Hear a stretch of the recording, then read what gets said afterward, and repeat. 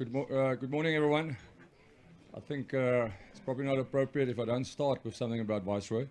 I think just for the people that don't know, I started my career in liquor, and Viceroy was one of my competitors, so I fought that for 13 years, and I never thought in banking I'll do it a second time, but we've done it.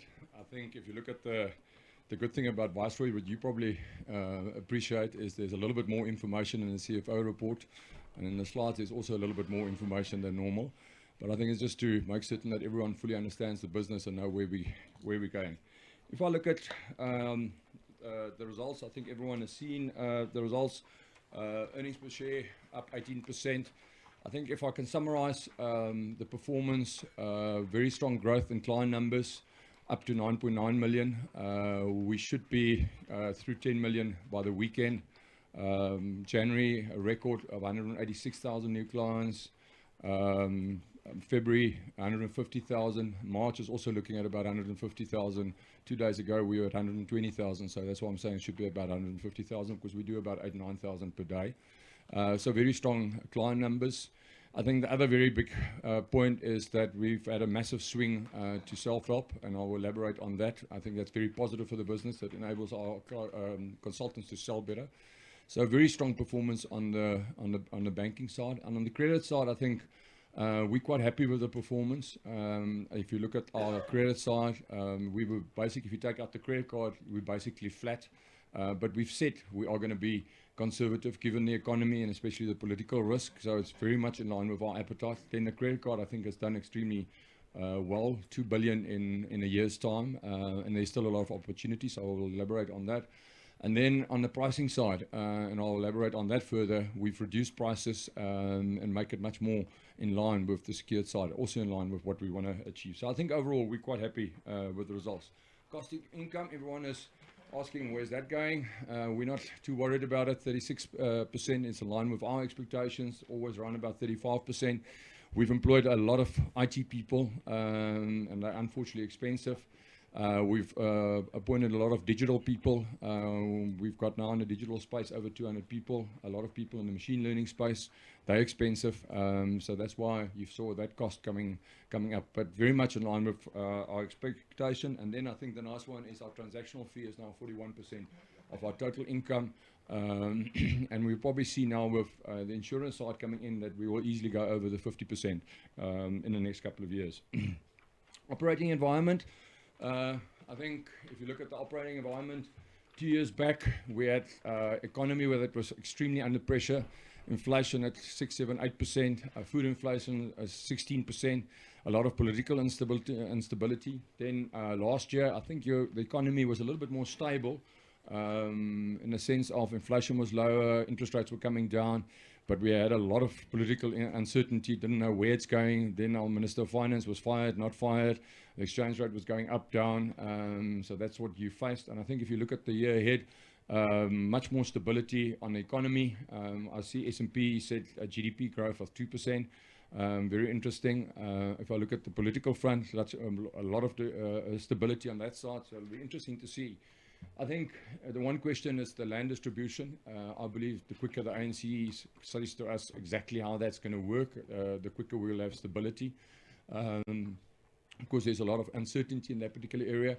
Our views on the economy is, I think the easiest way to explain it is if a new CEO takes over a big company that was in trouble, you don't correct it overnight. It takes time. And the new CEO normally fires the exec team and brings in a completely new team.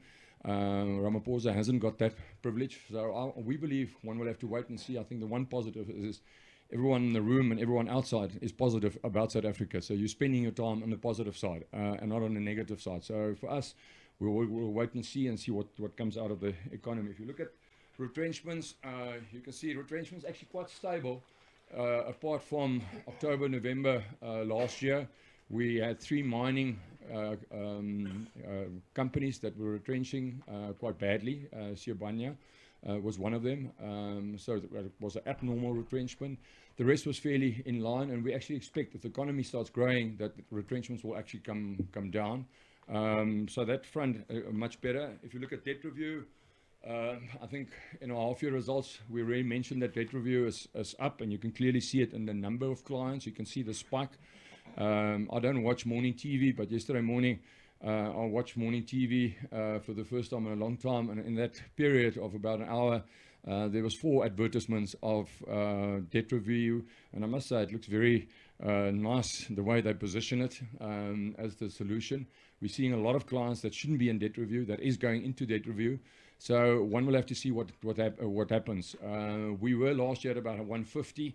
It went up to 250 million, and it's around about 200 million at this stage. So one will have to monitor and see what happened in the debt review front.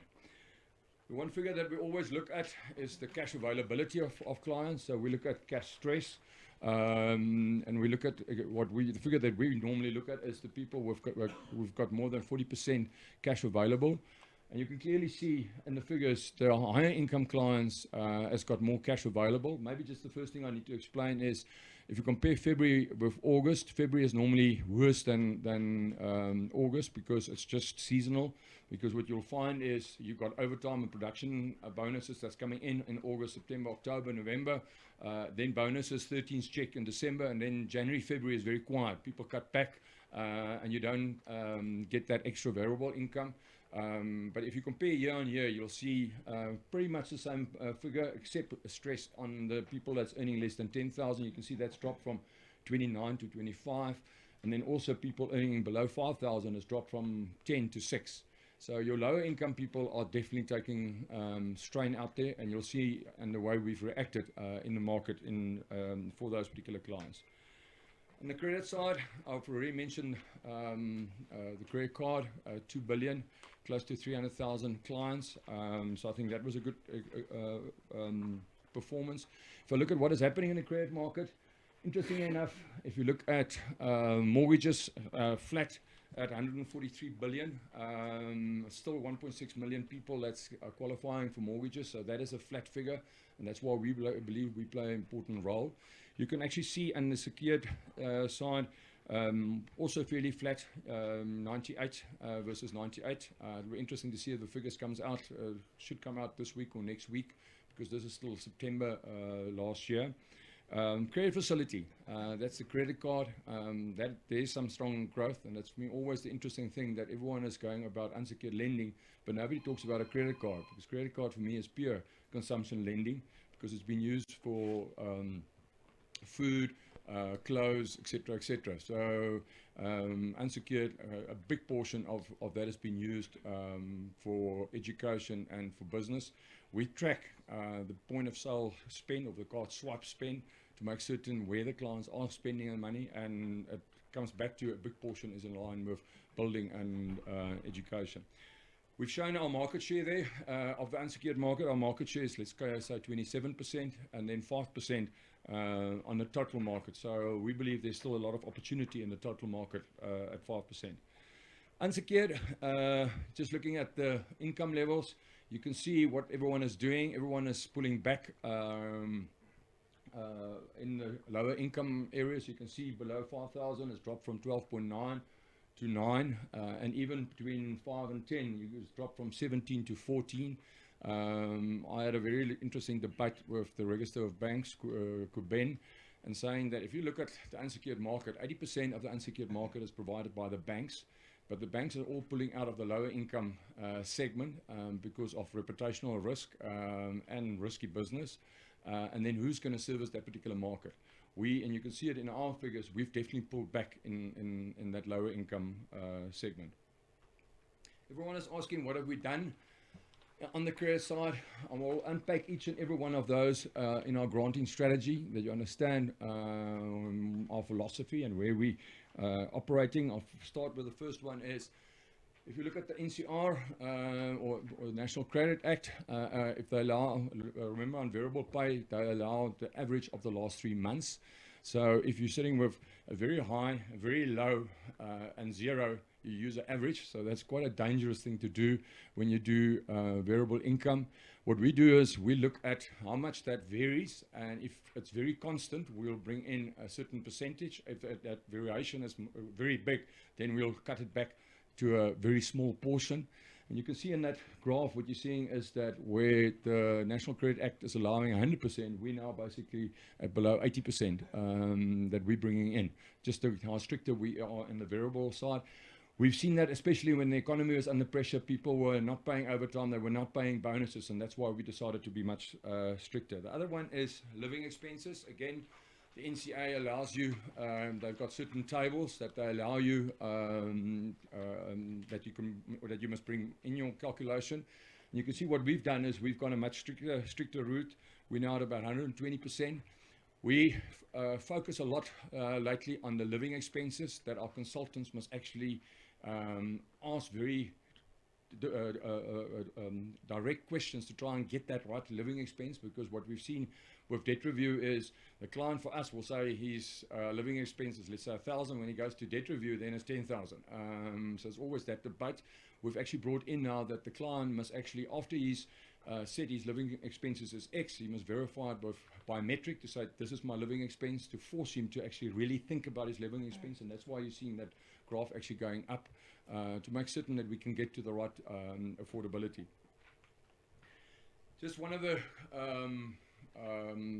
analysis we've done in the last 2 months is just to see which portion of our clients is actually taking 80% and more, and then and then within 6 months we'll come up again and we'll take another loan of between 80 and 100%. And you can see how that has actually come down given our policies that we've brought in. It's now only about 2.5% of our clients that's doing that. We're monitoring those clients very strictly to make certain that they are the right client type, but you can see it's a very small portion of the book. Stricter granting criteria, we've mentioned that we are going to be stricter. I said it in September.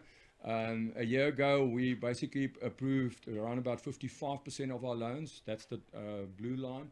You can see now it's dropped to 27%. So only if there's 100 clients coming into a branch, only 27 we approve. And then if you look at the accept rate, that is what the clients are accepting. It's only 21%.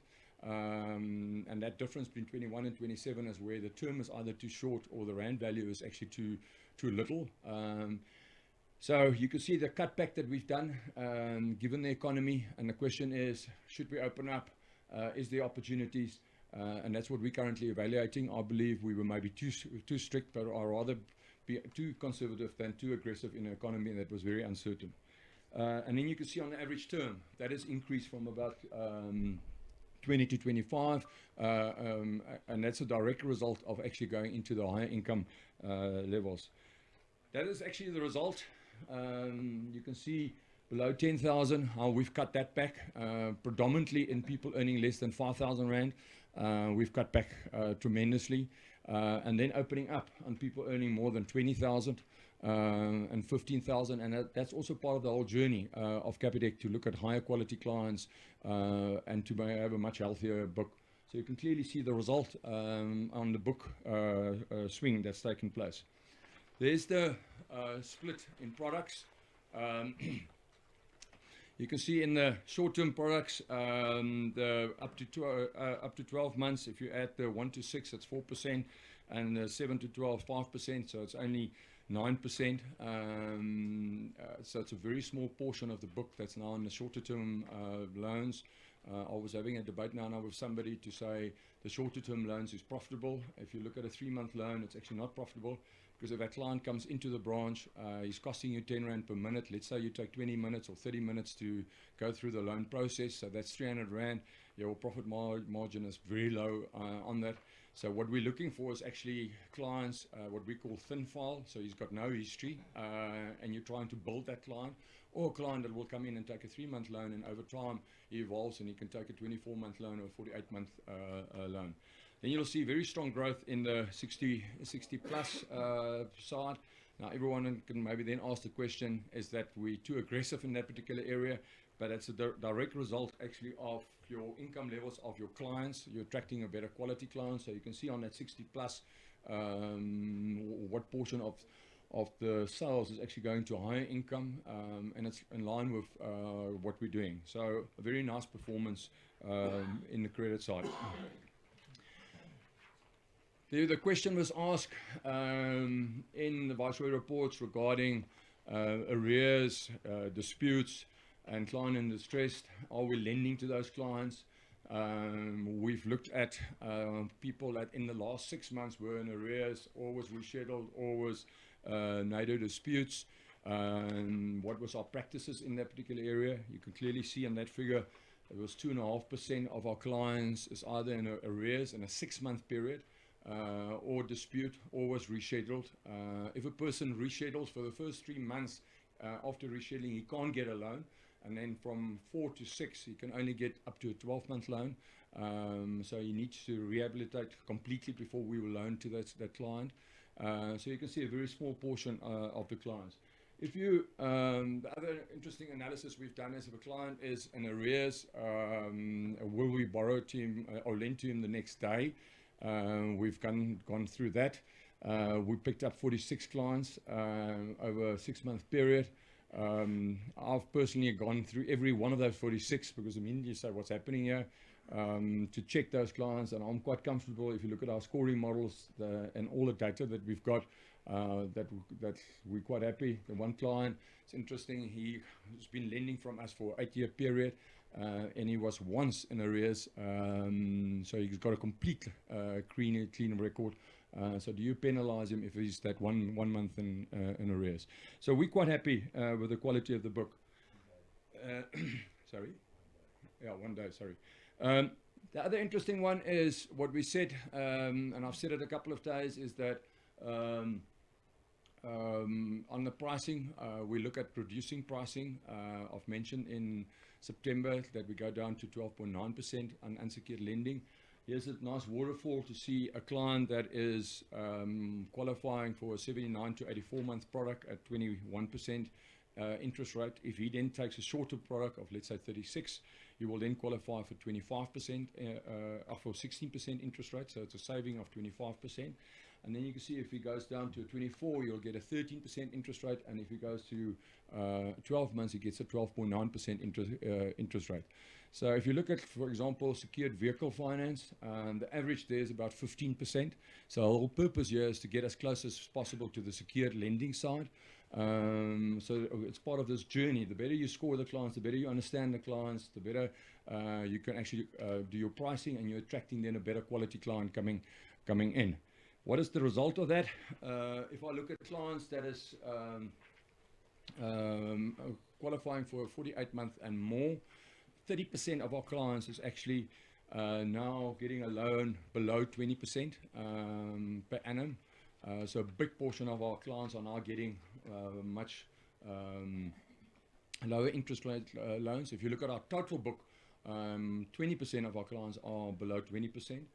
And then you can see, interestingly, is that 45% of our clients is taking up a lower value, and 33% of our clients is actually taking up a shorter term loan. So you get a much better quality client coming in. So if a client is in front of that consultant, you're actually offering, or you're sitting with that client, and you're really working out what is the best for him from a term, from a cost perspective, etc. And that is the whole purpose of actually providing the credit. We've also mentioned that we are playing with the whole reduction of our ROE to 20% to see what that is. We're definitely seeing uptake in applications, and we're seeing a better take on. It's still too early, it's about 6 months, but we're definitely seeing a better quality client coming through. The question on consolidations, we've just shown what portion of our book is internally consolidated. This is internal, it's not external, so it's not where we're actually consolidating an opponent. This is internal consolidation. Now, if I just go to the previous slide again, remember now here, a big portion of the clients are going for shorter term loans. So he'll come up and he will actually take, let's say, a 12-month loan because he's got a 12-month need. He wants to buy a fridge. And now suddenly 6 months later, he actually wants to do something onto his house, and then you can consolidate. So that's why you'll see this number coming through. But you can see 20%, it used to be 30%, 20% of our book is actually been, advanced, is consolidated. And then if you look at within a 6-month period, that's dropped to about 5%. So it's a very small portion of the book, but as I mentioned, as people are taking shorter term loans, you will get a higher percentage of that. I think the other important one is just below the question is, what is the average number of loans a client has got? And that's around about 1.4, which very much is in line with industry. The credit card, just 2 or 3 interesting stats. What we're seeing is new clients, that's 5% on banking that we're picking up. So 5% of the credit card, we took out a credit card as a new banking clients, and then 20%, 22% is new credit clients. So you're starting to see new clients coming in with the credit card. Our market share is 1.9%, but if you look at credit cards granted, new credit cards granted is 27%. So I believe there's quite a lot of potential. Later this year, we've built our credit card score based on external data, so how the clients has performed with our competitors. We will have, by June, July, we'll have 12 months information, and then we can build it on our own behavior. So we rebuild our credit score. And currently what we're seeing is we're performing better than our business case, and we will look at opportunities to open up in this particular area.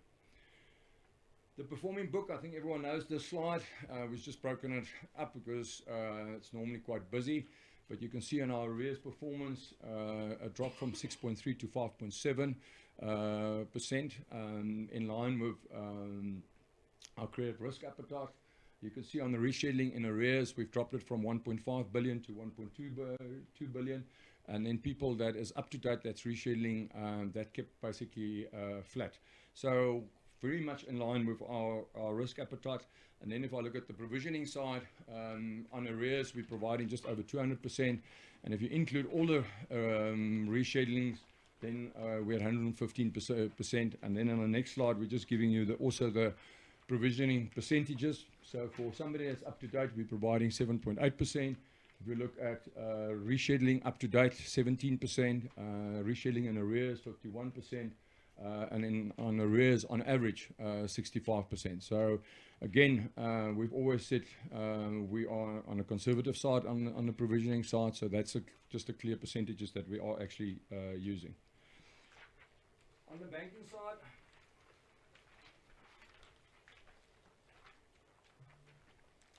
I think interesting is it's December. We've done 109 million electronic transactions. The 15th of December was the biggest day in banking history for all banks because everyone's salary was paid on that particular day. A lot of emphasis and a lot of work went in to make certain that we've got 100% stability. To give you an indication, just on the app on Black Friday, the volumes that we hit on Black Friday, on that 15th, we hit the volume of total Black Friday we've hit by 10 o'clock on that 15th of December. So that the indication is just the volumes that we can handle, and especially if you've got that peak volumes. And then I think the best secret in the market is the fact that if you travel with a Capitec card, you don't pay the commission on the interchange, and we've saved 65 million for clients when they're actually abroad. On the banking side, where's the focus? It's focusing on attracting, again, higher income clients. Then you're sitting with 10 million clients. How do you optimize those clients? We've got, out of that 10 million clients, we've got 4.6 million, which is banking clients. You would like to take that full 10 million to really optimize and really let them use all your products to the full extent, and then a massive swing to self-help, and I'll unpack that. There's the number of clients. I think it's much easier to talk about 10 million clients. It sounds quite nicer. I must be honest, I said the other day to somebody, I've still got the business plan that we wrote in 2000. And it's quite interesting, you go through that business plan, 90% of that is 100% what we said we're going to do has happened. The only mistake we've made is in that plan we said the client numbers is going to be 2 million and not 10 million. So that was a small mistake. If you look at that, 1.4 million is credit clients. We always get that question. How many credit clients have we got on book? Then we've got 1.5 million clients that is actively using the app. People that registered for the app is 3 million. We've got 3 million people that's on USSD and 4.6 million clients that's banking clients. So that just gives you a breakdown of that. If you look at our banking clients, we've shown the figure on top, 4.5, 4.6. To our market share now 28%. Unfortunately, we haven't got amps anymore that you can actually get a better breakdown of our market share. So what we're doing is we're looking at the labor stats and we're working it back from there to try and work out our market share, but it gives you an indication. Our focus is actually not so much on the market share, it's more on the number and the quality. That's where the focus is. If you look at our distribution, 30 new branches. I think we've moved away last year or the previous year. We've opened up close to 80 branches. A big portion of that was so-called capacity branches. But now with the whole self-help, we've moved that away. So you're actually just opening up in what we call potential areas. And we're opening up quite a lot of these so-called mini branches. That's branches that's about 100 meters or square meters. And that's just the convenient branches. The easiest way to explain that is basically like Woolies Food, where you see everywhere small shops going open. We believe you need to be there where your clients is. We've got over 330 branches opening on a Sunday. We've got over 300 branches that is operating longer hours than 8 to 6. And we've got one branch that's operating from 9 till 10 at night. So I think the point there is, whatever the needs of the client is, we will adjust to that. Then you can look at a big focus on our old branches to retrofit them to the new look. So from a brand status, it's still, there's much more the same look and feel. We've still got 233 left, so that will be a big focus in the next year or two to actually convert as many of those branches as possible. And then if you look at the ATMs, what I always look at, we've got 4,600 ATMs, of which very strong branded is everything except this 900. That's lightly branded. So in total, if you look at, we've got plus minus about 3,800 ATMs and a very strong focus on dual recyclers. That's where the machines is, where you can deposit money and you can withdraw money. We've actually now opened the first branch without a cashier area. So everything is working on the dual note recyclers. So there's no cashier area at all in that particular branch. If we look at the volumes, that's growing. Why this graph is interesting for yourself, as you can see, the self-help has grown tremendously. Remember, self-help used to be at R150 is the fee. It's now gone up to R160. And then your other fees are in the region of about, let's say, between R3.50 and R6.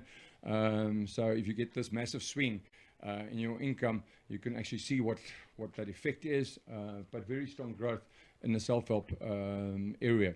What is quite nice on the self-help area is that we're now doing 76% of all transactions that you can do on self-help has been moved to self-help. So there's only 24% of so-called self-help transactions that has still been done in branch. The aim is you will never get it to zero, but the aim is to move as much as possible to self-help. What is very interesting in our market segment, how easy the clients actually converted to self-help. We've brought in self-help devices in branch, and it's amazing actually to see how people has actually adopted and helping themselves in the banking experience.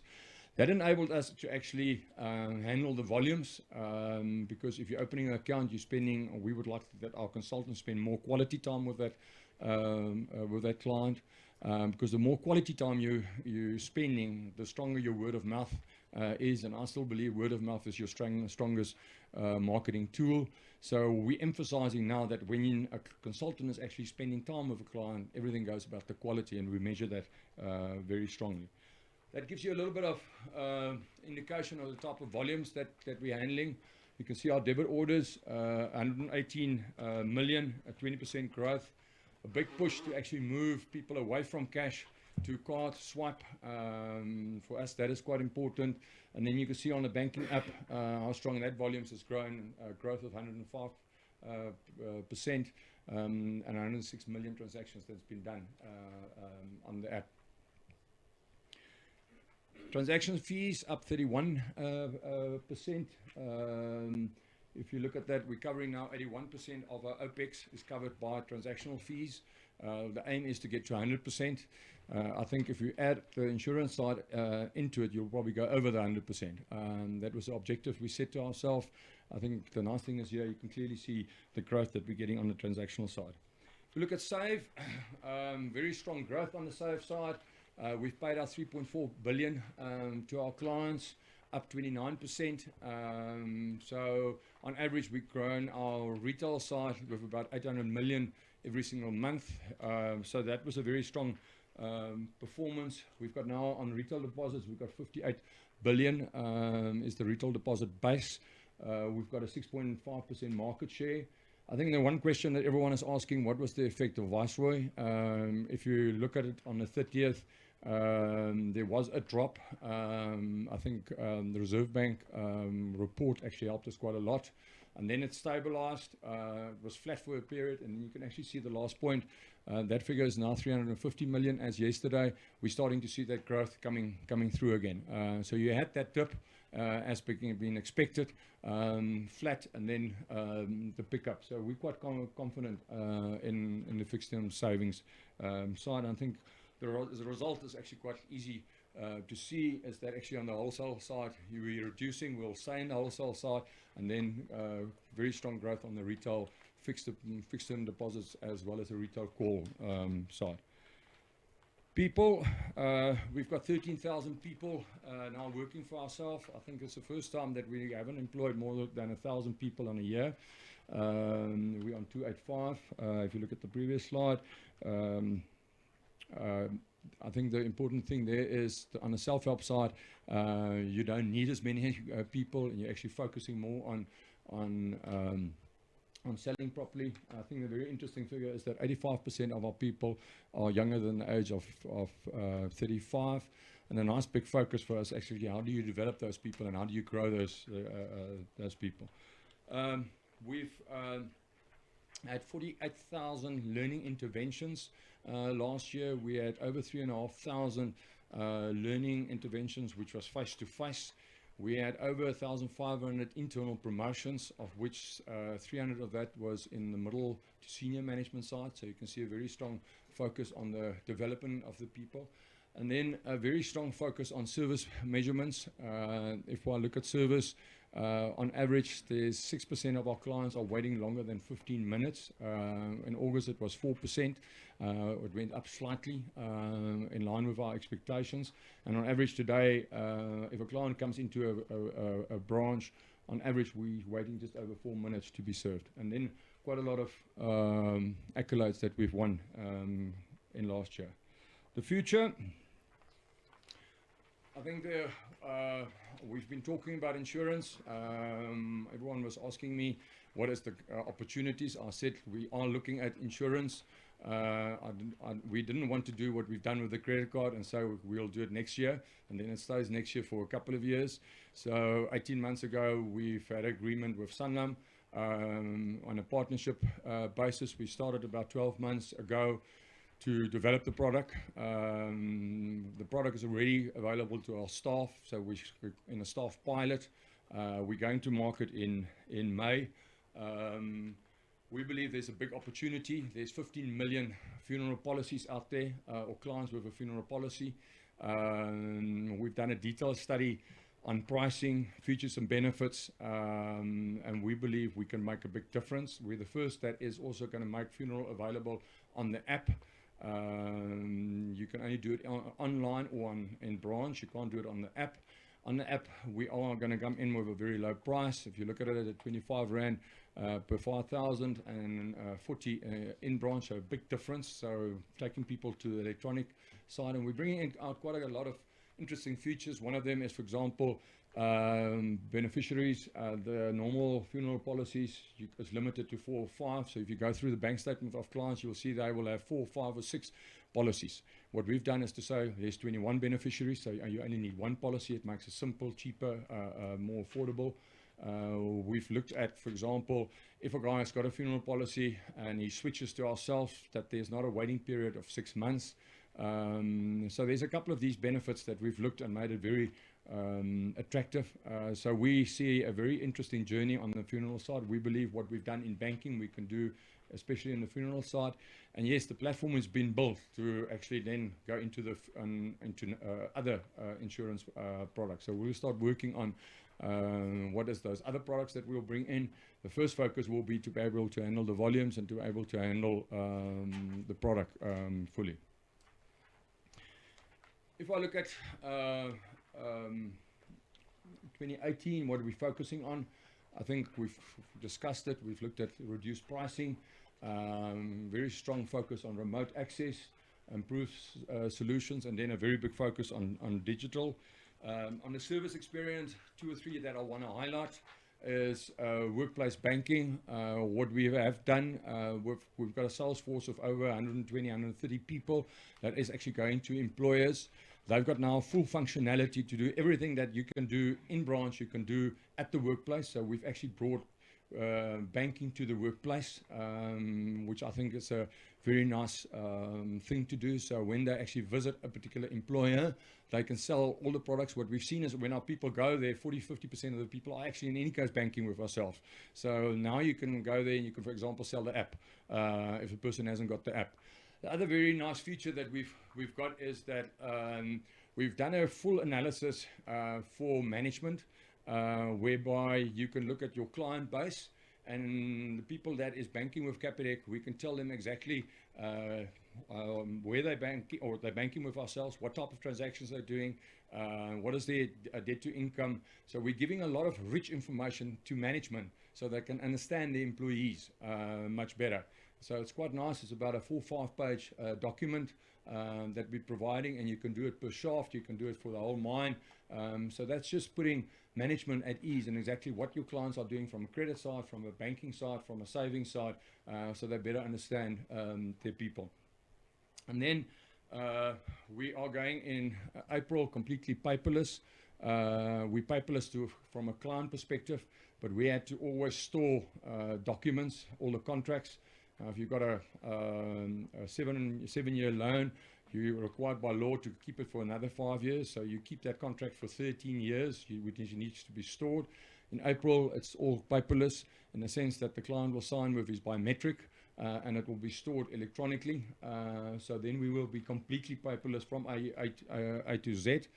And then the other one that we started to play with in 4 branches is facial recognition, whereby if a client comes in, we take your photo, and then the moment you come in the next time, we know exactly who you are, and we can then immediately know what products you've got and which you haven't got, and the whole selling and the whole interaction is much stronger. Business delivery, still a strong focus. For me, if I look at the question I'll get, how do we look for 2020, 2030, 10 years from now, 15 years from now? All that we really know is that the needs of the client is just changing quicker and quicker and quicker, and you need to deliver much quicker and quicker, because the one that can't do that is going to lose. So our big focus here is to make certain that we are able to actually meet the changing needs of our clients. Diversify income streams, insurance we've touched on, merchant services. We've got about 30,000 merchants that is signed up, and we're looking at a lot of areas to improve products to themselves. We've just rolled out the new merchant portrait where they can see their stock holding, they can see their sales, they've got a full view of their business. We're bringing in a lot of innovation ideas that will enable them to actually do transactions much quicker.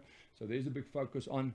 And then the one that I forgot on the slide is everyone will ask me, where's Cream? On Cream, Andre and myself have spent quite a lot of time to look at Cream. It's still a very small investment. They were currently are operating in about 8 countries. We've developed a strategy. Let me first start. They're in 8 countries. They've got about 20 brands that they're operating in. So the first thing that we've looked at to create a single brand and with one pricing strategy and one product strategy. So that we're rolling out later this year. But for us, it's the beginning of an investment, and it's a long-term view that we're taking on that. On people, we're spending quite a lot of time on the people side. I think the question that we've asked ourselves is, how do you develop great leaders, and what does it take to be a great leader? Interestingly enough, we spent 2 days last year with the Exco team just asking that one simple question. Well, what is a great leader, and how do you become one? And it's interesting to see the reaction and the process that we're actually going through that. We're looking at the whole time improving the value proposition of our people, and then a big focus on diversity. Then on the digital side, because I'm going to get that question, what about Bank Zero? What are we going to do with Discovery? What are we doing with all the other competitors that's coming in? I think the answer there is we don't understand their product yet. We don't understand their pricing yet. We don't understand their positioning yet. So we can't really comment on what they're going to do. I think the one thing that people must understand is all the banks are actually focusing on digital and are focusing on innovation. So it's not only those 3, 4 that is working on it. Everyone is focusing on it. If I look at our side, we've got just over 200 people that is dedicated to digital. And they're completely separate in organization, so they're not part of the organization, so that they can focus on digital alone. We've bought a company, a 33% share in a company called Prelexis that is focusing on machine learning and artificial intelligence for 25 million in last year. We've spent a lot of time on machine learning, just maybe to show where we are, is that if you do a net take home pay sum for a client, affordability sum, one of the things that you need to do is all the debit orders need to be identified by the consultant. Now, it sounds very easy, but go through bank statements and go and try and identify every single debit order. We've started with machine learning on that. We implemented machine learning in September on a dual purpose. So the consultant is actually performing and identifying the debit order, and the machine is learning at the back. By November, we were at a 99% accuracy. So what does that enable you? It takes you about average about 10 minutes to identify your debit orders and make certain that you're correct. Now we're doing it in 30 seconds. So what is it doing? Your consultant can actually spend time not doing admin, but actually spend time on quality. So we've got quite a strong team on the machine learning, on artificial intelligence, and we're rolling out to other part of the business. Big focus on digital security, cyber, because I think that's the risk of any bank, is to make certain that we are geared, and as we've just had a full audit on the cyber side, and we're on a 90% standard, so we're quite happy from that side. And then a big focus on the financial education side. If I look at question I had yesterday, what is the future looking like? For me, if I look at it on the credit card, we've got a 1.9% market share. I believe there's a lot of growth. If we look at the total credit market, we've got a 5% market share. There's a lot of growth in those particular areas. On the banking client side, on the digital side, on the app side, there's a big growth areas. And then if I look at the insurance side, I think that gives you a lot of opportunities. Then there's still international, and then there's still SME or business banking that one can also still look at. So I believe there's still a lot of opportunities for Capitec Bank. Thank you very much. Questions? I'm referring to your slide on deposits. It shows a hastening of dependence, a reduction of dependence on wholesale deposits. Is this an intentional plan of yours, given that it's much cheaper, I would think, in having wholesale deposits rather than retail deposits? And that goes without saying further that your deposits as a total base determine the amount of your lending. Yeah, you're 100% correct. We've said our dependency on wholesale funding is getting less and less and less as your retail deposits are growing. What we definitely have said in the past as well, we won't get out of wholesale deposits. We will still work with people, make certain that they understand ourselves. So every year we're still going in with 100 or 200 or 500 million because you, in future, somewhere, you want to do something and then you need wholesale funding. So we make certain that the relationship is still strong with the different wholesale funders. But we are still growing very strongly in the retail side, so it's not necessary and it's much cheaper. Okay, have you provided any details around the economics of the relationship that you have with Sunlight, so in terms of the profit split? No, we haven't done that. I don't think it's necessary. But I think in principle, what you need to understand is we've got the distribution because we've got 830 branches, 10 million clients. You've got the whole sales force, our consultants. So that's our job. It's fully integrated into our systems, and then they do the underwriting. So that's the partnership that we are doing. Just asking a question on what you just said. You said you're expecting the insurance revenue to be what percentage was it of total? No, I didn't say at all. I'm not committing to what insurance is going to do. All I said was, if you look at our transactional income to OPEX, it's 81%, or it's 41% of our income. If you add the insurance side over time, you should easily go over the 100% or over the 50% market, because you will have growth in that particular area. When you were talking about that, I wrote down 50%, and now I think I got confused by the speed of delivery. Now, all I'm saying is your transactional income, if you add insurance on top of it, you should see stronger growth in that particular area.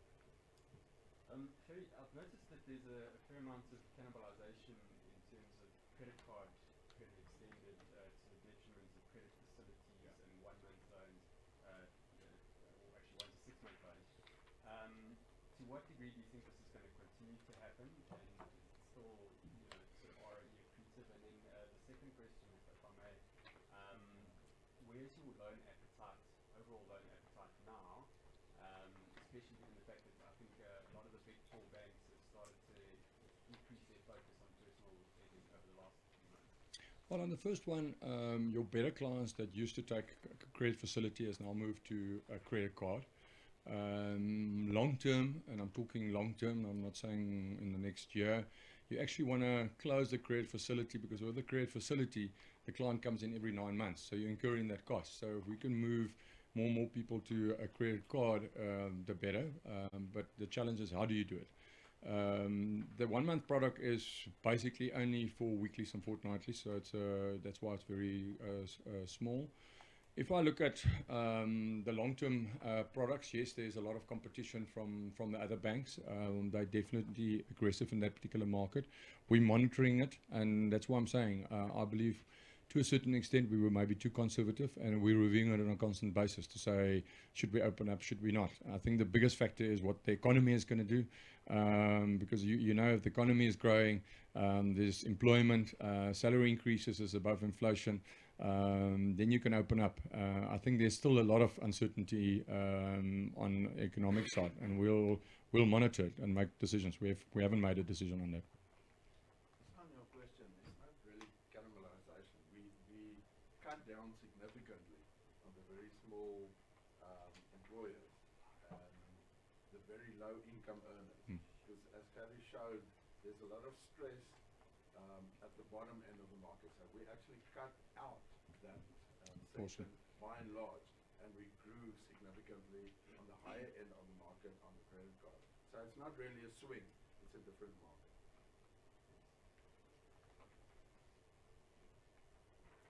You mentioned the Standard & Poor's saying that they're looking at growth of 2%. That applied to this year. Yeah. It's the turnaround from the previous, last year's 1.3. But how much emphasis did you put on continuing that? Because they actually said next year it'll be 2.1. So isn't that going to mean you're making a little spike in new business this year, which doesn't carry through? Well, I think that comes back to the interesting question about what does the future entails. Where is GDP going to go? Where is employment going to go? Where's Ramaphosa going to take it? Because if you really want to change South Africa, I believe you need to go to a 5-6% growth. And you need to turn things radically to get to that very quickly. That's why I'm saying we're seeing it will take quite a while. If you look at Eskom, you look at SAL, you're not going to turn those big ships overnight. It's going to take a period to turn it. So I was quite surprised to see SAP at 2%. I thought they were extremely on the positive side. But yeah, I think for the next year, 2 years, still low growth. And if we put the right fundamentals in place, one can maybe go to a 3 and a 4%. And that's why I'm saying we will monitor and watch the economy. We don't see a big uptick very quickly. With your loan book not growing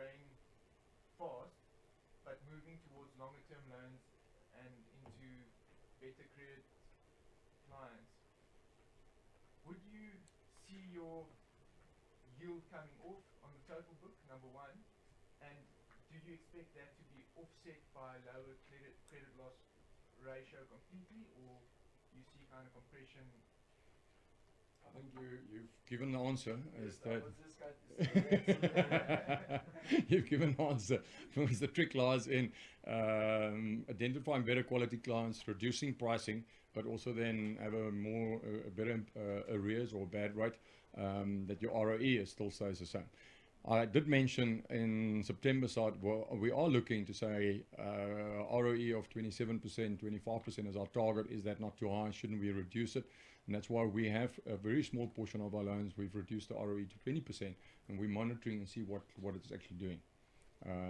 But yeah, the trick lies in to get those arrears down, a better performance. Because remember, it's not only on the arrears side, but you're actually saving then quite a lot on the expense side, on the collections, your EDCs, etc.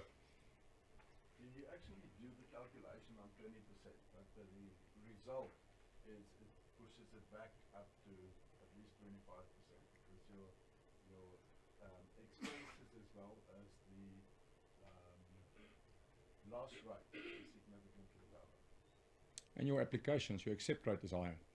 So where you would have said no to the client, or the client wouldn't accept it, now he says yes. So it's not debt cost that you're picking up. It's quite interesting to see what happens.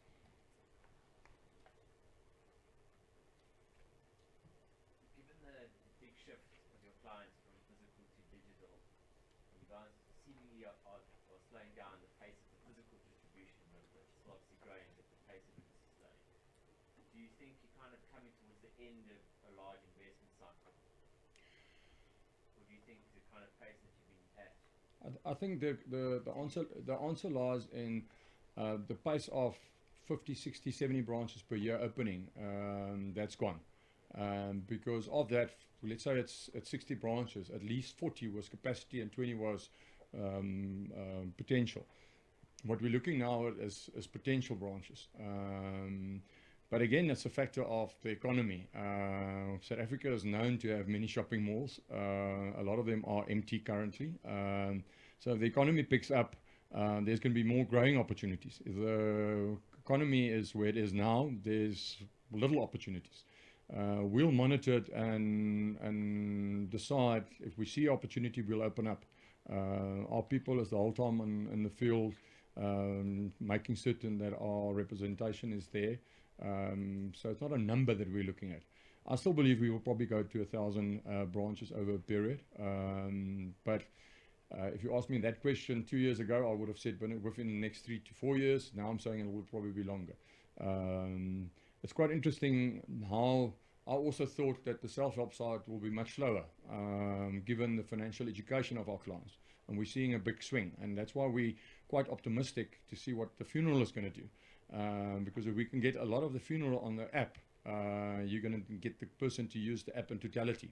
That will also be a plus, and will have a cost benefit. So it's going to be interesting to see what happens on that particular space. Sorry, just maybe on the branches. It'll probably be in the first time that we will close some of the branches. We've never done that before. Yeah, maybe you can just unpack something for me there. And we've probably got the numbers in our models, but just to understand, because just on the face of it, your client numbers were 1.4 million credit clients in 16 or 15. Very flat. 1.5 last year or the year before, and 1.4. So they actually haven't grown. The book, from what we've got, was 37 billion. Now 41. Was 41. Is now 45. Okay, that means taking a really basic division. Your average loan per client, to divide the book by the number of clients, 32 grand, was 27 grand a year ago, 25 odd grand a year before. Now, it's obviously not the exact numbers.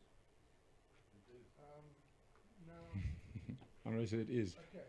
Well, yeah. Otherwise we wouldn't have quoted. But now, that means that you're not growing the number of clients, your book's growing, and on top of it, you're extending the new loans.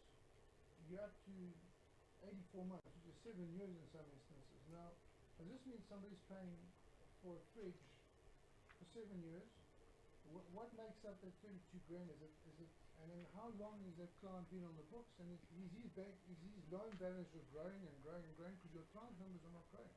Yeah, I think Oh, it's mix. important to And is note that what Harry said. It's the mix.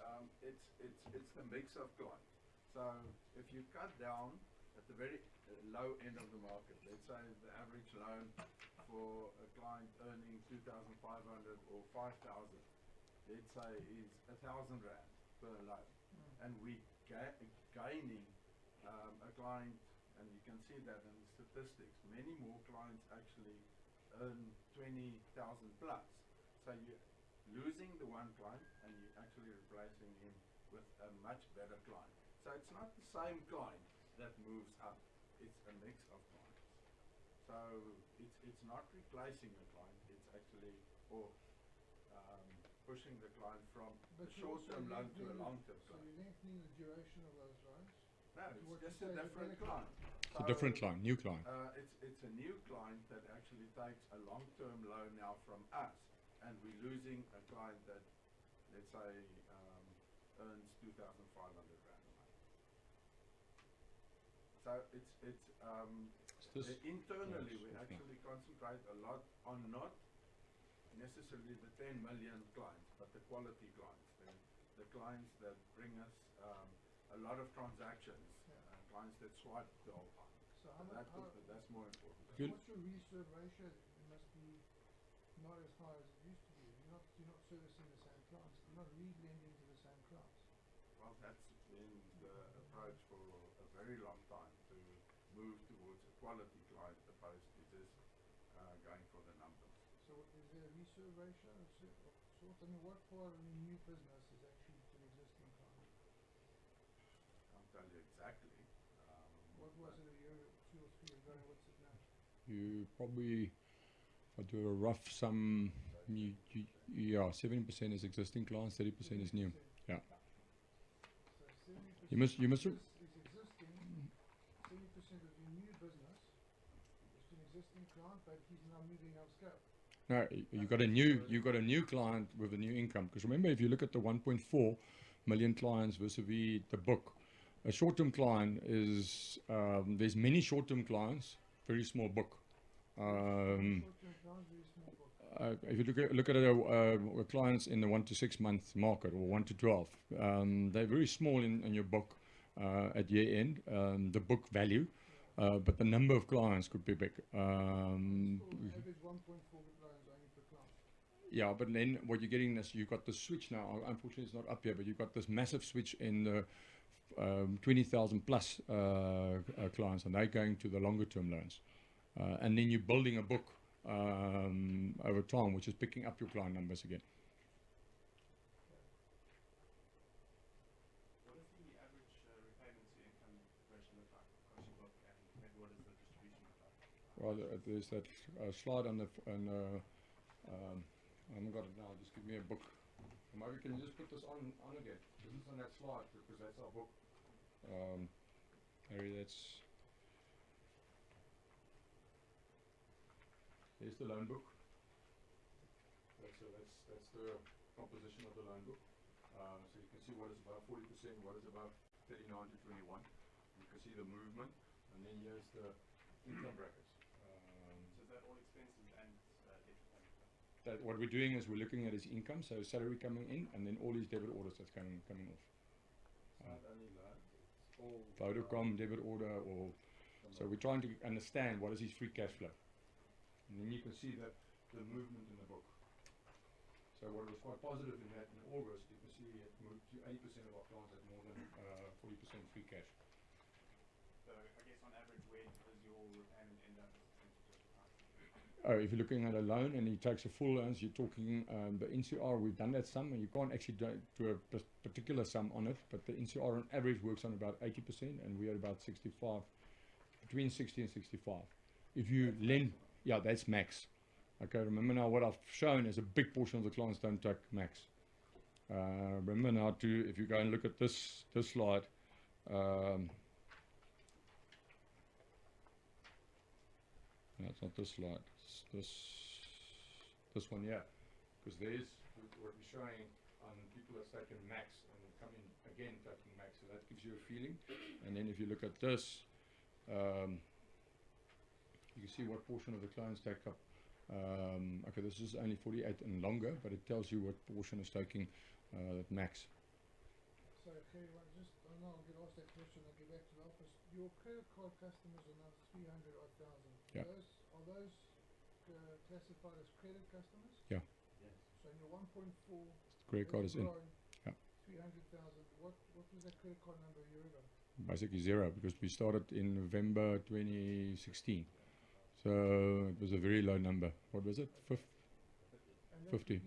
That would be much less than 36 months. Yeah, but remember now, there's a big portion of the credit card clients that is existing clients that would have had credit already. Short-term basis. Well, short or long. And credit card will probably be long because it's quality clients. So a big portion of that was already in that 1.4. Okay. You must look at the new clients that's coming in from a credit card. What measurement has to be reached for a debt to be included as doubtful? If you one day in arrears. One day? Yeah. One day. You're in arrears, you're arrears. And then if you've got two loans, both loans are in That arrears. included as doubtful already, Yes. So irrespective of the client's previous history? what we do is if you one day in arrears, then your full balance at risk appears in the arrears number. So it's quite harsh, but that's how we always disclosed it. And then we make a 43% provision This against that. viceroy knows this incident. It's in our financials. Always been disclosed. Your move towards higher income, better quality client from the transaction banking side. At what point do you think you run into difficulties in getting new clients from loyalty schemes with your competitors? The e-buses of this world. When did it stop I just want to moving accounts? make certain that we just haven't got the perception that we are ignoring the low-income rural clients. That's still a very big focus. If you look at our strategy, when we started the bank, we said 95% of people in South Africa should bank with Capitec, or a product should be suitable for them.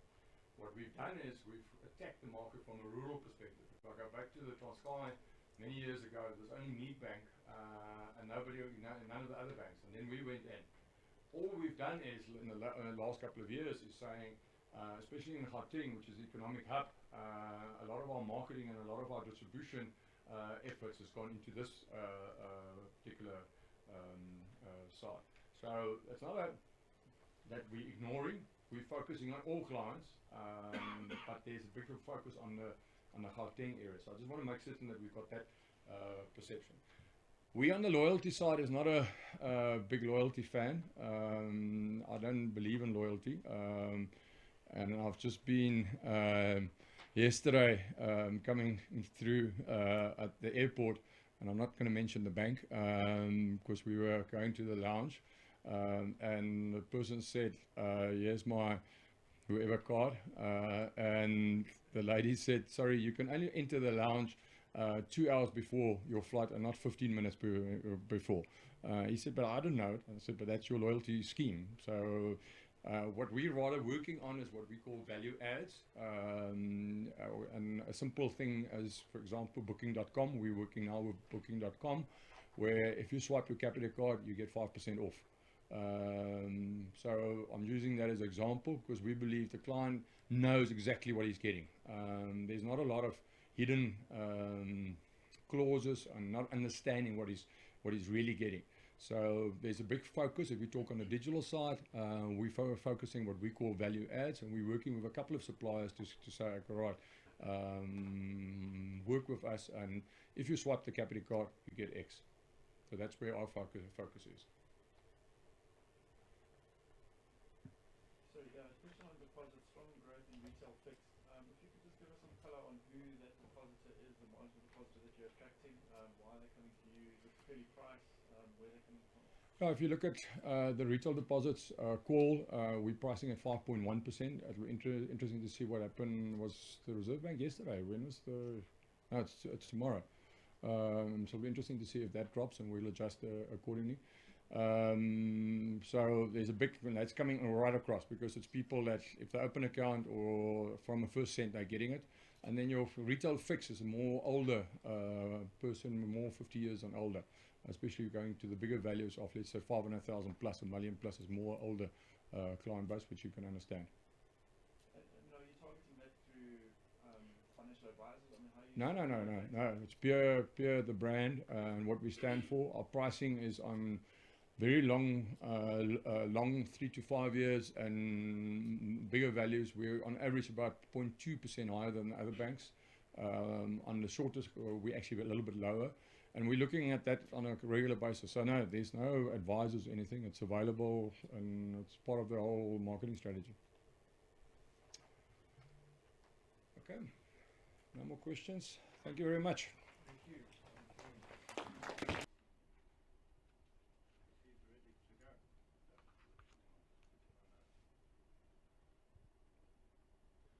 Right, gentlemen, you can go.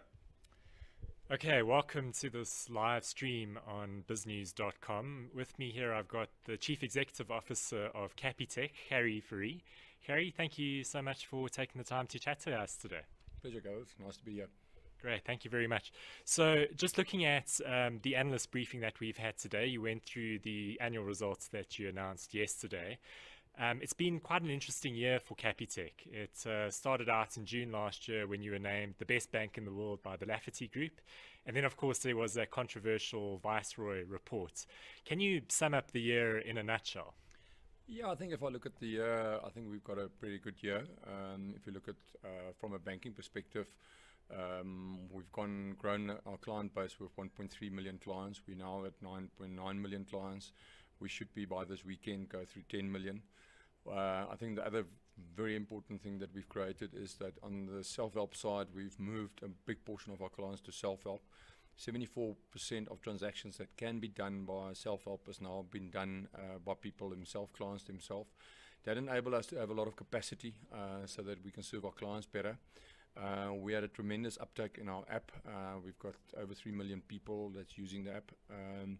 Then on the credit side, I think given the economy, given the political uncertainty that we had to face, we were conservative. And if you look at the performances in line with our expectation, we launched the credit card a year ago and we grew that book to 2 billion. So I believe that is a very strong number. And then on the interest rates, figures that is not known really is that 30% of our clients are now getting interest rate of below 20% and even as low as 12%, and that's per annum. And that's our whole drive to actually make unsecured lending affordable to clients. So I think overall we're quite pleased with the results. And obviously you're nearing 10 million clients or customers, which is a key milestone for the bank. How important is that figure, that 10 million figure for Capitec? I think from a staff motivational point of view, it's important. From a business perspective, I think the more important figure is the banking clients. We've got 4.6 million clients that is banking with ourselves. That's clients where the salary is deposited with us and they're making use of the full banking product range. So that's actually the figure that we're actually focusing on internally. I think just from a PRO point of view, it's nice to say you've got 10 million clients. And looking at the response to your credit card, obviously a newly launched product from your side, you mentioned that it's got 2 billion rand on the book already. Are you satisfied with where the credit card is performing at the moment? And what's your view on the prospects of growth around it? I think, yes, to launch a credit card in an economy that was under pressure and political uncertainty, we said to the market, we're going to be conservative. We're not going to be aggressive. So to actually get to 2 billion in basically a 13-month space, I think it's a very good performance. We are working on the credit card to see how we can enhance it and how can we better make our offer. So yeah, it's a focus area. We've got 1.9% market share and I believe there's a lot of opportunity in that particular area. And just looking at some of your results as well, your headline earnings were up 18% to 4.5 billion rand, while your net income grew 17% to 12.5 billion rand. You also declared a final dividend of 5.25 rand. You're still managing to perform quite well despite the tough economic environment. What makes Capitec tick in that way? Well, I think the biggest driver there is the transactional side. I think our simplistic, affordable, straightforward product offer, the fact that every single client gets a gold card, every single client gets the same price, every single client has got the same service. Given the economy, people are looking for value. And I think that is seen. It's seen in the client numbers, the growth in the client numbers, and it's seen in the transactional side. It's grown with 31%. It's now 41% of our income. So that's a big driver in those numbers. And just looking at the overall economy, there was an interesting question in the analyst session where somebody asked your thoughts on the forecast for GDP growth in South Africa. Obviously, S&P has upped their forecast, but you're a bit more tame on that view. Can you unpack that? Yeah, I've sketched a scenario of a very big company that was in trouble, that's been taken over by a new CEO. Normally, the first thing he does is he changes the executive team and senior managers. With President Ramaphosa, he's come in. He hasn't got the liberty to make radical changes. So I think, it will take 3 to 4 years to actually see a big change in the economy. But I think the one thing that has definitely happened in South Africa is where everyone was negative 6 months ago, there's much more a positiveness. And when people are positive, they're looking for opportunities, they're looking to invest again, and that should stimulate. So I'm just cautious in the first year and a half, but I'm very positive long term on the changes that's happening on the political front. And just looking at the makeup of the typical Capitec customer currently, you mentioned in the briefing today that while Capitec is still focusing a lot more on higher earning customers, it's still looking very strongly at the lower end of the market. What is your focus? Are you trying to drive up the number of higher income customers a lot more and perhaps become less reliant on your lower income customers?